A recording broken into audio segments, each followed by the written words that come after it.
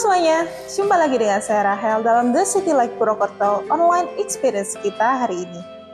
Senang sekali saya dapat menyapa teman-teman semuanya di tempat ini, baik Anda yang Kristen maupun Anda yang bukan Kristen, baik Anda yang sedang menyaksikan tayangan ini di Purwokerto ataupun di luar kota Purwokerto, saya ucapkan terima kasih. Pada online experience kita pada hari ini, kita akan bersama-sama menyanyikan sebuah lagu dan tentunya akan mendengarkan renungan firman Tuhan bersama-sama.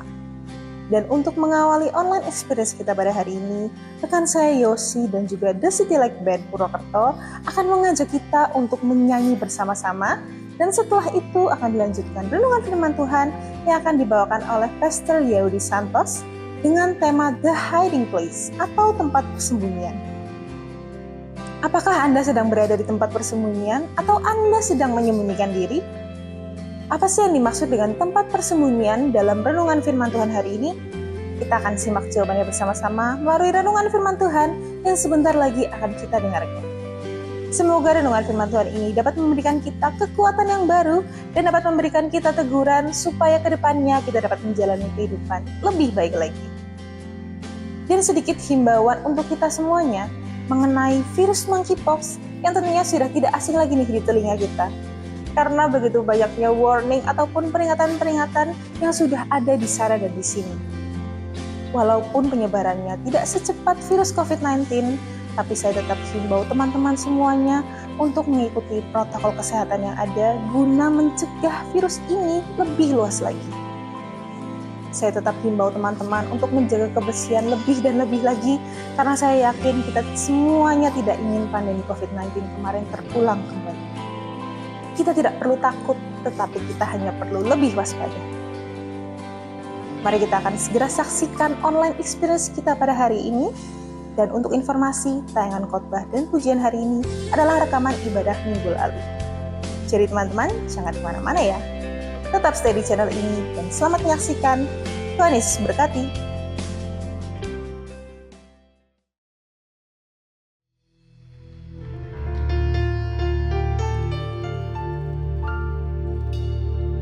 Ku kan menari,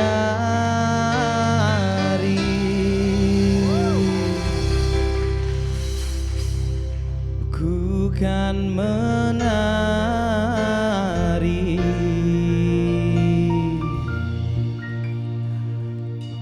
ku kan menari seperti Daud menari.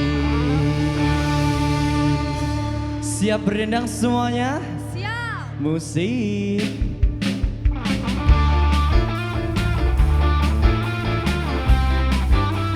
Mari semuanya sama-sama kita bersuka cita dan terus semangat, mari kita sorakan pujian. Bila roh Allah ada dalam diri.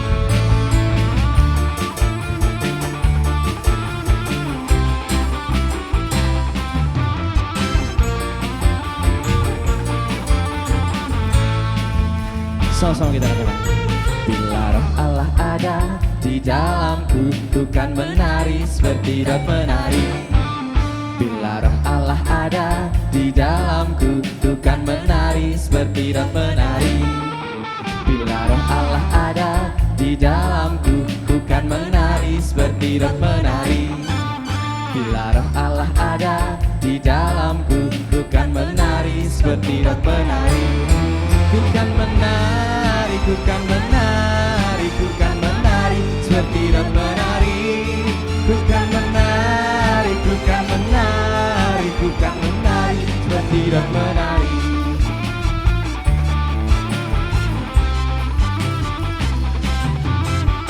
Mari dengan penuh sukacita lebih lagi muji nama Tuhan.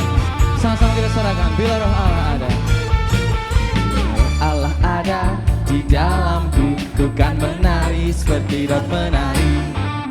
Bila roh Allah ada di dalamku, ku kan menari seperti Daud menari. Bila roh Allah ada di dalamku, ku kan menari seperti Daud menari. Bila roh Allah ada di dalamku, ku kan menari seperti Daud menari. Semuanya, ku kan menari, ku kan menari, ku kan menari seperti Daud menari. Ku kan menari, ku kan menari, ku kan menari seperti Daud dan menari.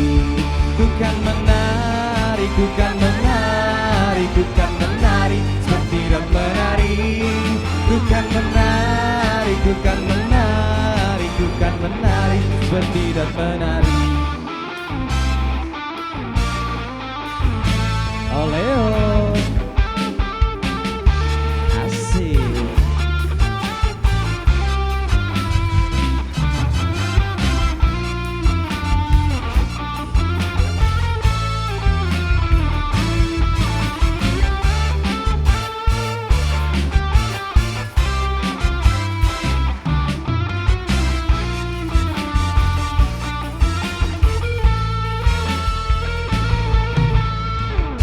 Sore hari ini aku mau ajak Bapak Ibu Saudara semuanya untuk lebih menikmati musik pada sore ini. Sama-sama yuk, mari kita sama-sama berjoget dan bergoyang nih.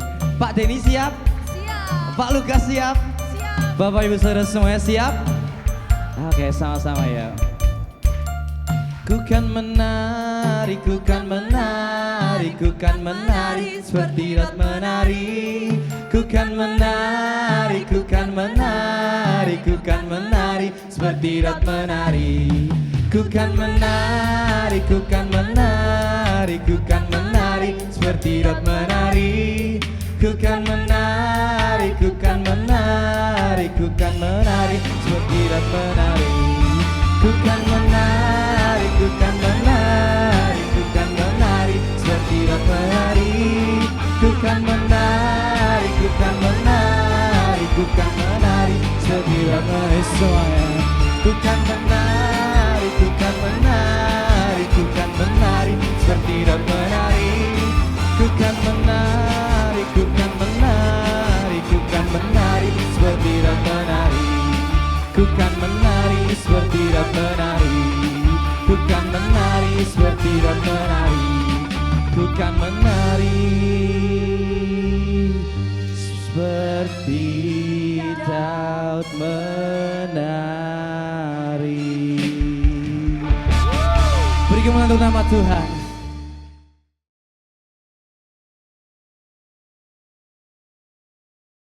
Selamat pagi Bapak Ibu, Saudara semua.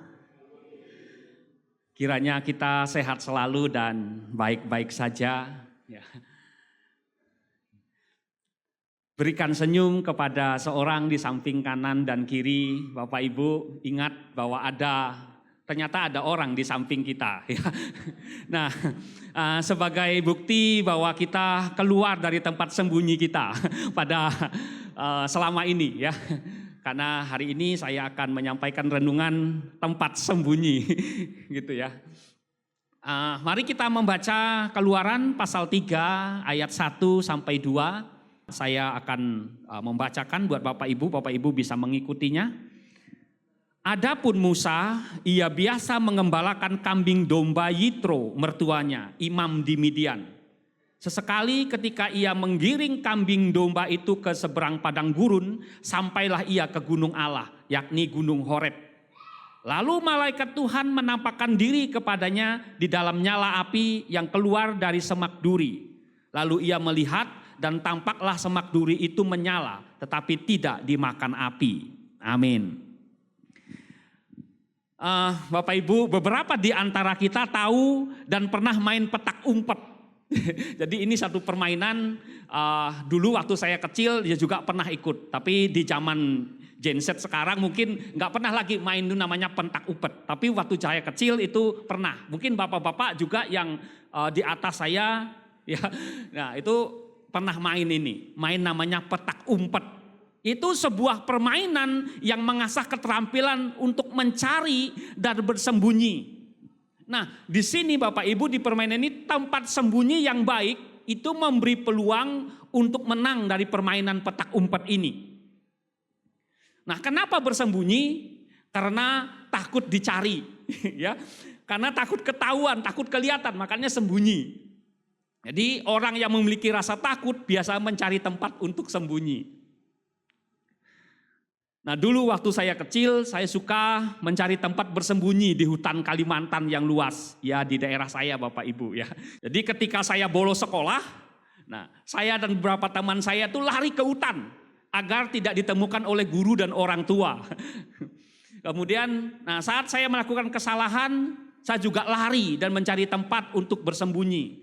Sekarang pun kalau saya melakukan kesalahan dan takut ketahuan istri saya, ya saya lari dan cari tempat sembunyi supaya nggak ketahuan. Ya, bahkan salah satu alasan saya pergi ke Purwokerto ini, Bapak Ibu, ini adalah cara saya mencari tempat sembunyi yang aman pasca kerusuhan 2 etnis di Kalimantan Barat pada waktu itu. Pasca kerusuhan tahun 1996 di Kalbar pada waktu itu. Tapi sekarang Bapak Ibu, saya sudah keluar dari tempat persembunyian melalui karya Tuhan yang mendidik saya dan belajar melayani di STT Soteria, dan pada hari ini khotbah di depan Bapak Ibu semua. Jadi saya sudah keluar dari tempat persembunyian saya. Ya. Melarikan diri dari kesalahan itu membuat seorang itu mencari tempat bersembunyi.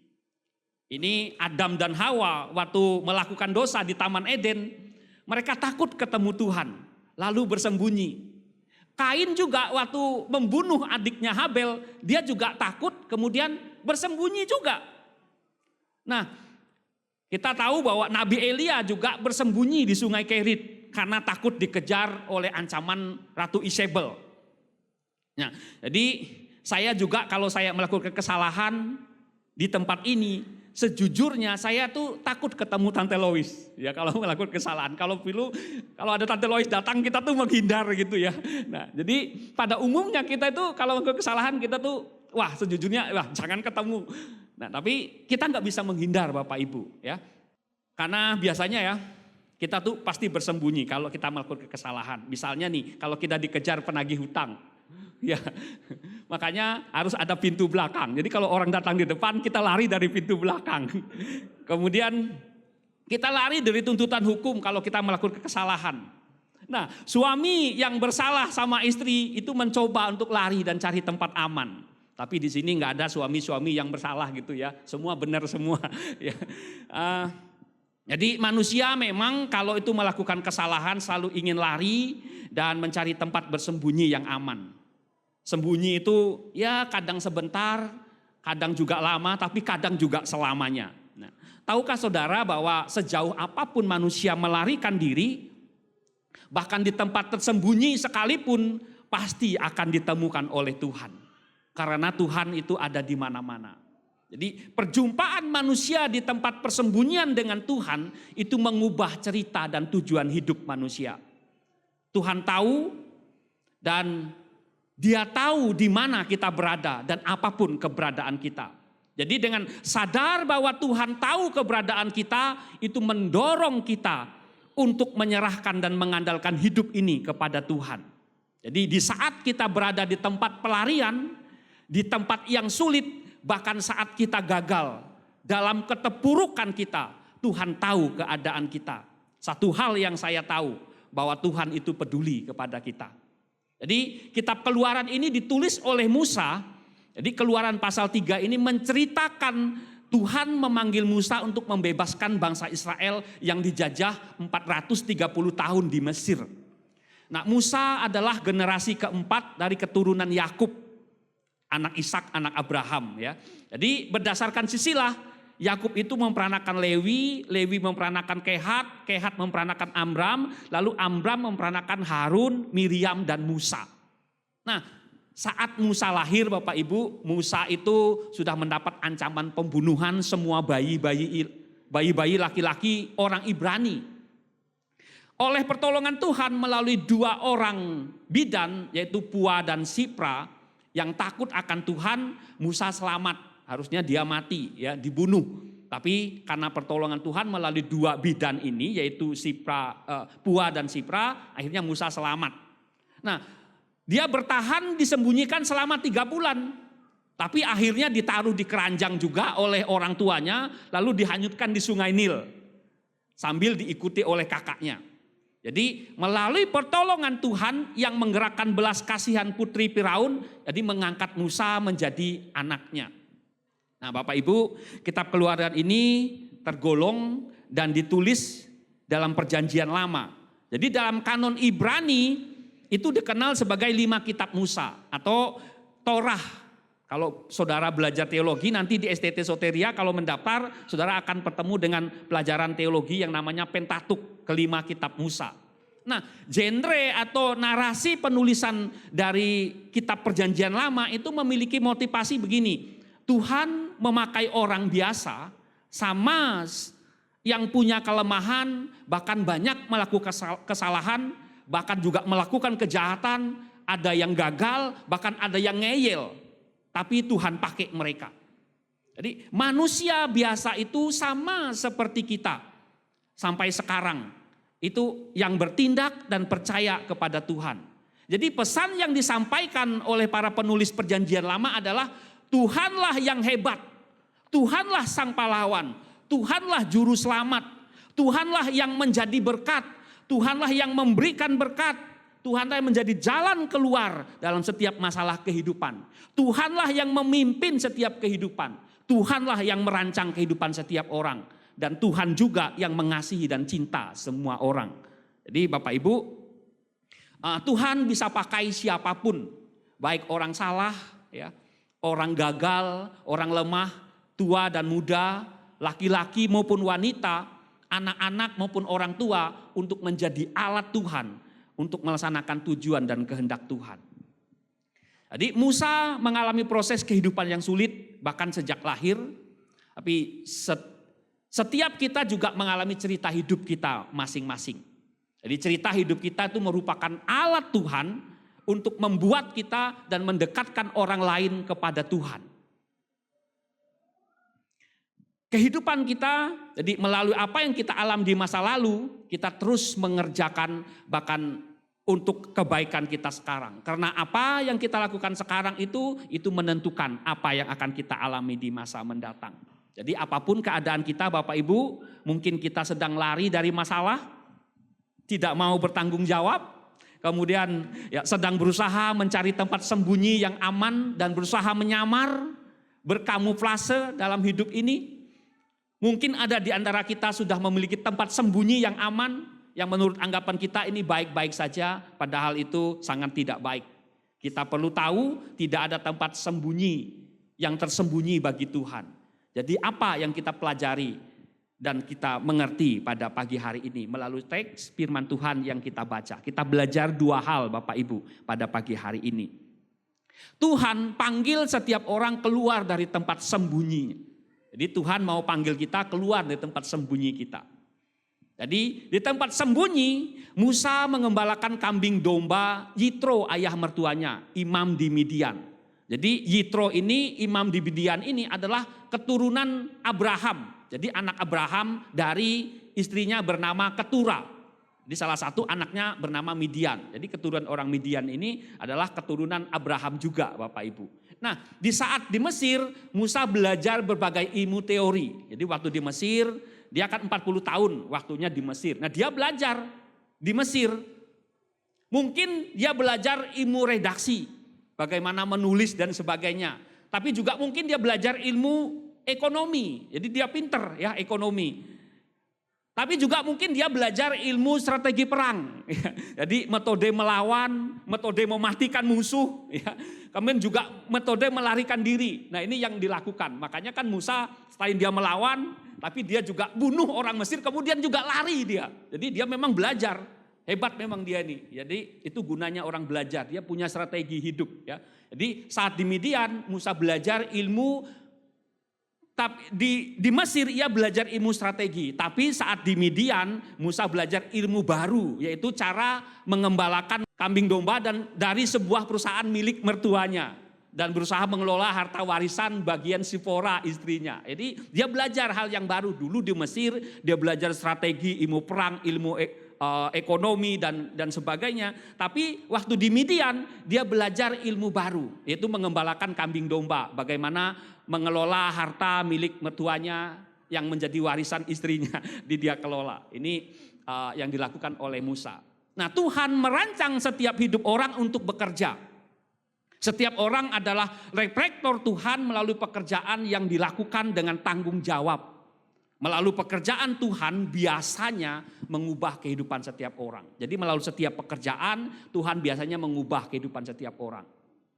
Jadi Bapak Ibu, pekerjaan itu adalah berkat bagi kita. Dan Tuhan bisa mengubah hidup kita melalui pekerjaan kita dengan penuh tanggung jawab dan kita lakukan dengan sungguh-sungguh. Jadi bekerja itu merupakan cara Tuhan membuat hidup kita bermakna. Baik bagi diri kita sendiri, bagi keluarga, bahkan bagi lingkungan dan masyarakat. Bukan soal jenis pekerjaan yang dinilai oleh Tuhan, tetapi soal motivasi dan tanggung jawab dalam kita mengerjakannya. Nah, bekerja yang baik itu merupakan bentuk ibadah yang sejati kepada Tuhan. Tapi tolong Bapak Ibu, saudara-saudara semuanya, jangan berpikir dan berkata, saya selama ini sudah bekerja dengan baik, jadi tidak perlu beribadah lagi ke gereja.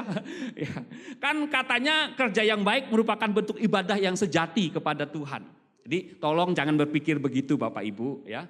Perlu diketahui bahwa bekerja yang baik dan datang berkumpul beribadah itu merupakan rancangan Tuhan untuk memberkati pekerjaan yang telah Tuhan berikan kepada kita. Supaya pekerjaan kita tuh diberkati oleh Tuhan. Perlu kita ketahui selain doa kita secara pribadi yang dijawab Tuhan, Tuhan juga memakai doa orang lain untuk memberkati usaha dan pekerjaan kita. Nah karena itu kita perlu datang ke gereja. Saat kita datang ke gereja lah kita bisa mendapat doa dari orang lain. Ya. Jadi kalau usaha kita sudah diberkati, justru semakin rajin ke gereja. Ya. Karena semakin banyak orang yang mendoakan. Ya. Jadi hal ini yang harus kita lakukan Bapak Ibu. Memang pekerjaan yang baik itu adalah bentuk ibadah kita kepada Tuhan. Tapi jangan menghindarkan persekutuan kita bersama dengan saudara-saudara iman kita di dalam gereja ini. Nah pertanyaannya, bagaimana kita mendapat doa-doa dari orang lain untuk keberhasilan pekerjaan kita? Jawabnya adalah setia dan rajin datang beribadah ke gereja ini. Setuju Bapak Ibu? Jadi minggu depan, nanti sore, minggu depan dan seterusnya gereja ini selalu penuh ya. Kita makin setia untuk datang beribadah kepada Tuhan. Kita akan lihat Tuhan memberkati usaha pekerjaan kita. Nah yang kedua Bapak Ibu, kita belajar biarkan Tuhan berkarya di tempat kita yang tersembunyi. Biarkan Tuhan berkarya di tempat kita yang bersembunyi di ayat 2. Saat Musa mengembalakan kambing domba di Gunung Horeb, ia melihat tanda yang ajaib dari Tuhan. Ini tanda ini adalah bentuk teofani atau penampakan Tuhan melalui malaikat Tuhan. Adanya semak duri yang menyala. Tapi menyala tapi kok nggak terbakar. Jadi tentu ini adalah fenomena yang aneh Bapak Ibu, tapi nyata. Aneh tapi nyata dialami oleh Musa. Nah dalam ilmu teologi berkaitan dengan ilmu dogmatika dan kepercayaan Bapak Ibu, malaikat Tuhan ini bukan malaikat biasa. Jadi bukan kayak malaikat biasa. Nah, malaikat Tuhan yang di sini itu adalah satu pribadi Tuhan sendiri. Nah, dalam narasi perjanjian lama, malaikat Tuhan ini dikaitkan dengan pribadi Allah yang kedua. Yaitu pribadi Allah yang kedua. Dalam perjanjian baru, pribadi Allah yang kedua ini diwujudkan dalam inkarnasi Yesus Kristus. Nah, ada yang berpendapat bahwa semak duri yang menyala itu merupakan tanda yang diberikan Tuhan kepada Musa sebagai peneguhan tugas baginya untuk membebaskan orang Israel dari Mesir. Nah kemudian tanda semak duri ini setelah 1.500 tahun kemudian itu dipakai oleh Yesus sebagai mahkota duri yang akan membebaskan seluruh umat manusia dari dosa ini. Nah jadi kita melihat tanda yang diberikan oleh malaikat Tuhan kepada Musa melalui semak duri yang menyala ini itu keteguhan bagi Musa untuk membebaskan orang Israel dari perbudakan di Mesir. Kemudian 1.500 tahun kemudian tanda ini ternyata dipakai juga oleh Yesus, yaitu memakai mahkota duri di atas kepalanya. Itu sebagai tanda peneguhan bahwa Allah itu turun ke dunia untuk membebaskan semua umat manusia. Kalau dulu cuma Musa membebaskan orang Israel, tapi sekarang Yesus membebaskan semua orang dari dosa ini untuk memberikan keselamatan dan menikmati anugerah Tuhan.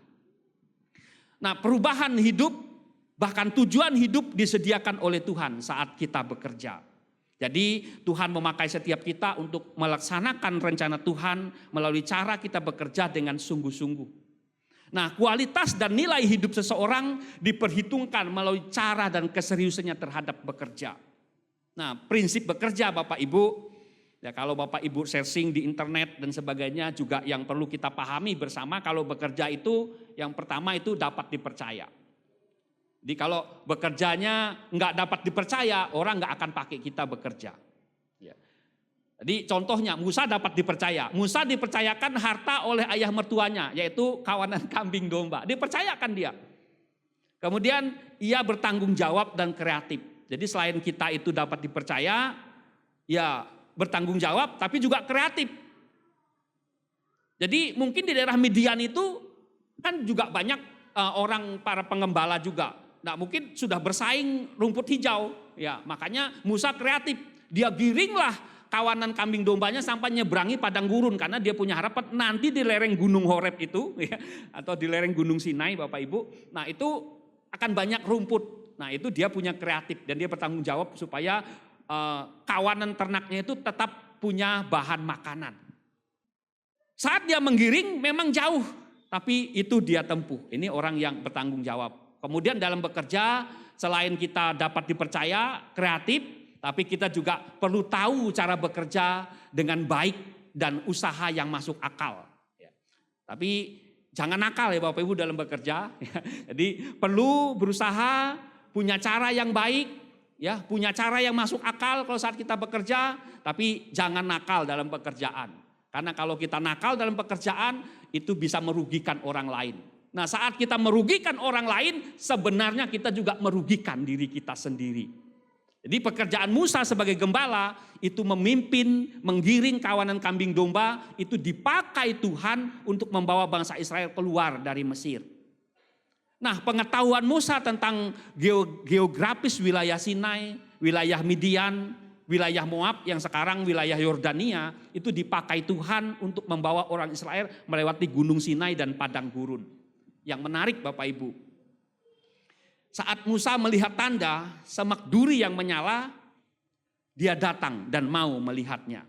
Jadi tindakan ini adalah langkah awal Musa untuk mendapat tugas baru dari Tuhan. Pertanyaannya kenapa kok Musa lari? Kenapa Musa lari? Karena dia takut, ya, takut karena telah melakukan kesalahan. Juga kejahatan karena telah membunuh orang Mesir. Ia ingin menyelamatkan dirinya dari bahaya untuk mencari tempat perlindungan. Nah, di tempat persembunyiannya Musa berusaha memperbaiki diri karena ia berusaha melihat tanda yang Tuhan berikan kepadanya. Jadi memang natur manusia saat melakukan kesalahan pada umumnya itu mau melarikan diri ke tempat yang tersembunyi. Tidak bisa bayar hutang, lari bersembunyi. Ya. Suami saat berbuat salah, selingkuh misalnya gitu ya. Ya pasti lari dan bersembunyi dari istri. Nah istri bosan dengan tingkah laku suami, ya coba menghindar dengan cara mengunci diri di kamar, ya, atau bisa juga malah keluyuran, ya, shopping habisin uang belanja yang diberikan oleh suami kepadanya, tidak mau masak, kemudian bahkan ada yang tidur di ruang tamu saking jengkelnya dengan suaminya, ya di sini ada nggak ya? Mungkin nggak ada ya. Anak-anak juga takut pasti ketemu orang tua kalau saat melakukan kesalahan. Jadi di dalam pelarian kita dari masalah di tempat persembunyian kita. Jadi Tuhan selalu ada dan menyertai kita. Juga selalu peduli terhadap hidup kita. Jadi Tuhan akan menemui kita di tengah rasa takut kita, di tengah kegagalan kita, bahkan ketidakberdayaan kita. Tidak ada manusia yang sempurna di dunia ini. Setiap orang saat melakukan kesalahan berusaha untuk lari dan bersembunyi. Tapi di penulis kitab Ibrani pasal 11 ayat 23 sampai 29 menyebut Musa sebagai pahlawan iman. Musa itu manusia biasa sama seperti kita punya kelemahan. Tapi karena iman dan kepercayaannya kepada Tuhan, ia disebut sebagai pahlawan iman. Jadi Tuhan memakai Musa manusia biasa untuk menunjukkan bahwa Tuhanlah sang pahlawan yang bisa membuat kita menang dari setiap masalah kehidupan ini. Jadi manusia bisa berhasil, manusia bisa sukses, manusia bisa kuat, manusia bisa sehat, manusia bisa maju, manusia bisa bijaksana, bisa rendah hati, itu karena campur tangan Tuhan. Jadi ajakan saya Bapak Ibu bagi kita semua, ayo kita keluar dari tempat persembunyian kita. Dengan cara kita berikan pujian kepada 1-5 orang dalam 1 minggu ini. Jadi sebagai tanda bahwa kita keluar dari tempat sembunyian kita, saya mengajak kita untuk kita lakukan dalam seminggu ini. Yaitu kita memberikan pujian kepada 1-5 orang dalam 1 minggu ini. Jadi yang masih marah, ya, yang masih kecewa, yang masih musuhan, yang nanti yang akan beda pilihan dalam pilkada melawan kota kosong. Ayo sekarang kita jaga dan kendalikan emosi kita, supaya kita tidak dikejar-kejar rasa bersalah dan kita juga tidak bersembunyi. Biarlah kalau kita mengendalikan emosi kita, maka kita akan mengalami kehidupan keluarga, bergereja, dan kehidupan bermasyarakat yang diberkati oleh Tuhan. Karena itu, mari kita semua memperbaiki relasi kita satu dengan yang lain, karena memang damai itu indah dan menyejahterakan bagi kita semua, membuat kita tentram dan juga bahagia. Memang banyak hal yang masih tersembunyi, yang membuat kita lari dari dan mencari tempat sembunyi. Mungkin kita tidak berdaya dalam situasi kehidupan ini. Kemudian mungkin kita mengalami, kita sedang berada di jalan yang hancur, di jalan yang salah, sama seperti Musa yang lari berada di Midian. Tapi bahkan mengalami hidup yang berbahaya. Mungkin kita sedang berada di padang gurun tandus, lereng gunung yang terjal, bahkan yang berbatu-batu, kemudian juga banyak masalah, aliran masalah kehidupan ini. Ada pribadi Tuhan, Sang Pahlawan, yang baik, Ia yang mengasihi dan peduli dalam keadaan kita. Kita semua adalah sasaran kasih Tuhan. Jadi Bapak Ibu, Tuhan Yesus selalu dan menyentuh kita dengan kasih-Nya. Tuhan tetap mengasihi kita, orang yang gagal ini, orang yang lari, orang yang bersembunyi, Tuhan tetap mencintai kita. Bahkan dalam keadaan yang paling sulit pun, Tuhan Yesus tetap mencintai kita. Ia beserta dengan kita. Tuhan selalu sediakan anugerah-Nya untuk memulihkan diri kita yang takut, diri kita yang bersembunyi. Tuhan juga menyertai dan terus memberikan anugerah-Nya bagi setiap kita untuk memiliki hidup yang benar, supaya kita keluar dari tempat persembunyian kita. Tuhan itu kasih, Ia menuntun hidup kita dengan penuh kasih. Tuhan yang baik dan penuh kasih memanggil kita untuk keluar dari tempat persembunyian kita. Biarkan Tuhan berkarya di tempat kita bersembunyi, agar hidup kita menjadi berkat dan memuliakan nama Tuhan. Amin. Tuhan Yesus memberkati. Mari Bapak Ibu kita nyanyikan sebuah lagu, Milik-Mu ya Tuhan.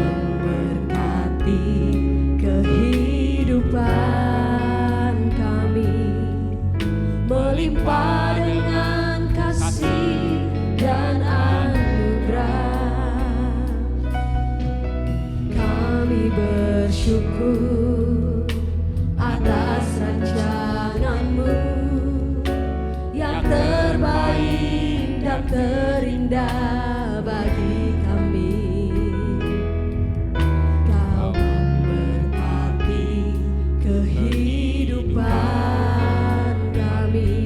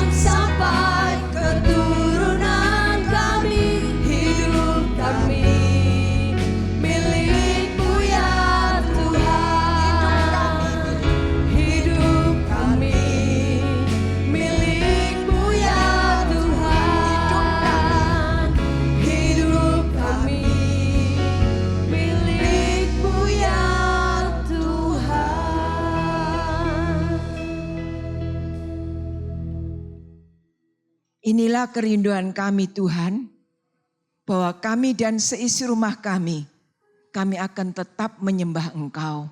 Kami tidak ingin bersembunyi dari hadirat Tuhan.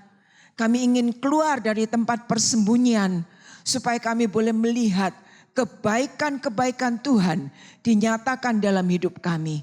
Kami tidak mau tinggal di dalam persembunyian, karena persembunyian membuat hidup kami tidak diberkati oleh Tuhan. Karena itu Tuhan, berikan kami keberanian keluar dari tempat persembunyian, keluar dari segala yang menghalangi hidup ini untuk diberkati oleh Tuhan, supaya kami boleh melihat kemuliaan Tuhan demi kemuliaan dalam hidup kami. Terima kasih Bapak. Tuhan memberkati Bapak Santos yang sudah memberkati kami pagi hari ini. Pakai terus kehidupannya dimanapun dia berada untuk dapat menjadi saluran berkat bagi kami semuanya. Dan kami sidang jemaat-Mu yang sudah berbakti kepada Tuhan, Tuhan juga memberkati kami. Tuhan memberkati kehadiran kami. Tuhan memberkati pelayanan kami. Tuhan juga memberkati setiap persembahan yang kami berikan bagi kemuliaan nama Tuhan untuk menunjang operasional gereja ini. Terima kasih Bapak. Saudara-saudara, kiranya berkat dari Allah Bapa, Allah Anak dan persekutuan Roh Kudus, berkat-berkat jasmani, berkat rohani akan menyertai saudara semua kembali ke rumah masing-masing. Usaha pekerjaan diberkati oleh Tuhan, keluarga diberkati oleh Tuhan, dan dijauhkan dari segala sakit penyakit. Berikan perlindungan, keamanan bagi kami semuanya. Terima kasih Bapak, bersama-sama kita katakan, dalam nama Tuhan Yesus Kristus, Juru Selamat kami sudah berdoa. Amin. Tuhan memberkati Bapak Ibu semuanya.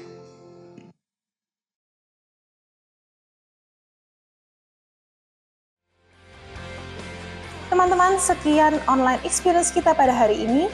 Kiranya tayangan kami dapat memberikan berkat dan dapat memberikan kekuatan yang baru untuk kita semuanya. Dan untuk Bapak Yodi Santos, terima kasih untuk renungan firman Tuhannya yang saya yakin sekali telah memberikan berkat dan semangat yang baru untuk kita semuanya menjalani kehidupan kita masing-masing. Dan untuk seluruh rekan saya, Yosi dan TCL Band, serta seluruh volunteer TCL Purwokerto, saya ucapkan terima kasih untuk pelayanannya sehingga online experience kita dapat berjalan dengan baik. Anda semuanya luar biasa. Salam kompak selalu ya guys.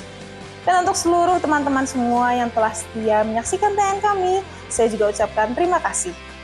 Dan tentunya kepada Bapak Ibu yang telah setia dalam memberikan persembahan, sehingga program The City Light Purwokerto dapat berjalan dengan baik dan dapat menjadi reflektor terang kasih Tuhan. Kiranya Tuhan Yesus senantiasa memberkati apa yang menjadi usaha dan pekerjaan Bapak Ibu Saudara semuanya. Dan bagi Bapak Ibu yang rindu untuk memberikan persembahan, Bapak Ibu bisa memasukkan amplop persembahan ke kotak persembahan yang telah tersedia di gereja, atau Bapak Ibu bisa mentransfer melalui nomor rekening yang telah tertera di layar Anda.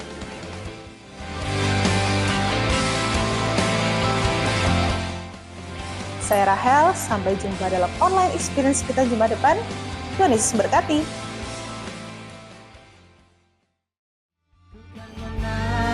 Bukan menari, bukan menari, seperti rot menari. Bukan menari, bukan menari, bukan menari, seperti rot menari semuanya. Bukan menari, bukan menari, bukan menari, seperti rot menari.